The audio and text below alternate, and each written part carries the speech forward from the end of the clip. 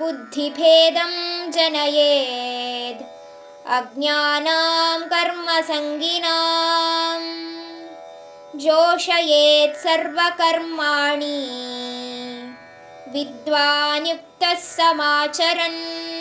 ಈ ಇಂದ್ರಿಯಗಳ ಮೇಲಿರೋ ಅಬ್ಸೆಷನ್ಸ್ ಆಗಲಿ, ಮೆಟೀರಿಯಲ್ ಪ್ಲೆಷರ್ಸ್ಗಳು, ಮತ್ತೆ ಇವೆಲ್ಲ ವಿಷಯಗಳ ಬಗ್ಗೆ ಭಯಂಕರ ಅಸಡ್ಡೆ ಇರುತ್ತಲ್ಲ, ಅಂತ ಮನುಷ್ಯಂಗೆ ಕರ್ಮಯೋಗದ ಬಗ್ಗೆ ಹೇಳ್ದೇನೆ ಜ್ಞಾನಯೋಗದ ಬಗ್ಗೆ ಯಾವತ್ತೂ ಹೇಳ್ಬಾರ್ದು. ಅದು ಅವನ್ಗೆ ಇನ್ನ ಜಾಸ್ತಿ ಕನ್ಫ್ಯೂಸೇ ಮಾಡುತ್ತೆ. ಅದೇ ಬುದ್ಧಿವಂತಿಕೆ ಇದ್ದವನಾದ್ರೆ ಈ ತರ ಮನುಷ್ಯರನ್ನ ಕರ್ಮಯೋಗದಿರ್ಲಿ ಅಂದ್ರೆ ಕೆಲಸವನ್ನ ಯಾವುದೇ ರೀತಿಯ ಅಟ್ಯಾಚ್ಮೆಂಟ್ ಬಳಸ್ಕೊಳ್ದೆ ಮಾಡೋದ್ರಲ್ಲಿ ತೊಡಗಿಸಿ ಅಲ್ಲಿಂದ ಆನಂದವನ್ನ ಗಳಿಸೋದಿಕ್ಕೆ ಹೇಳ್ಕೊಡ್ತಾನೆ.